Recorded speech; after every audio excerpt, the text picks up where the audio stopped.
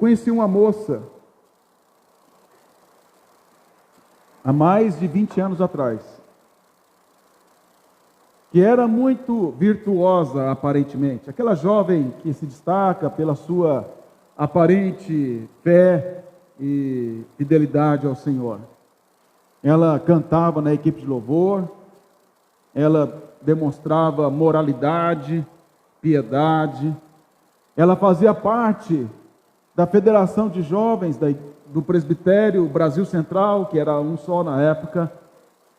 Ela cantava nos acampamentos de 150 jovens, 200 jovens. Ela se destacava. Ela chamava a atenção não pela beleza em si, embora fosse uma moça bela, mas pela sua postura. Passados anos, eu já me tornado já pastor, fui pastorear a igreja a qual ela pertencia. E eu fiquei sabendo que ela não mais estava na igreja há muito tempo. Ela havia casado com um satanista. E ela tinha abraçado o satanismo. E ela não só tinha abraçado o satanismo, como também ela utilizava na época o Orkut, que era a mídia social da época, antes do Facebook. Ela usava o Orkut para colocar imagens que zombavam da igreja, que zombavam do Evangelho, que zombavam da fé cristã. Ela não apenas abandonou e abraçou algo completamente oposto, mas ela cuspia em cima daquilo que um dia ela experimentou. Ela havia sido iluminada, ela havia provado a palavra de Deus, Cristo. Ela havia experimentado as coisas vindouras, mas ela jogou na lata do lixo e considerou como lixo tudo aquilo que um dia aparentemente ela valorizava. É destas pessoas que o autor está falando.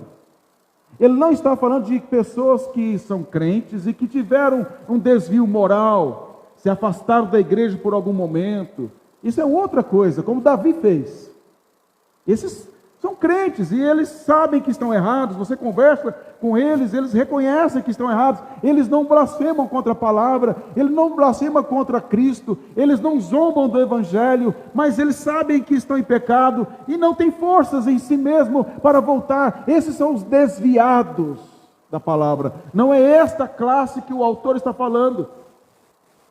Ele está falando destas pessoas como esta moça que eu citei, que saiu da igreja, que zomba do Evangelho, que zomba de Cristo, que zomba dos crentes, que faz de tudo contra o Evangelho.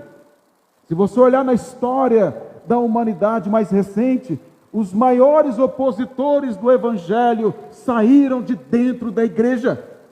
Os maiores ateus do mundo, os maiores pensadores, foram criados dentro da igreja. Eram filhos de pastores, de presbíteros, de pessoas, de líderes dentro da igreja. E eles se levantaram contra tudo aquilo que um dia experimentaram. Para esses, o autor dos Hebreus diz: não há mais lugar de arrependimento. Para esses, João diz: você nem recebe em casa. Para esses, João diz: é blasfêmia contra o Espírito Santo, é imperdoável. Só aguarda o juízo. Não há mais lugar de arrependimento.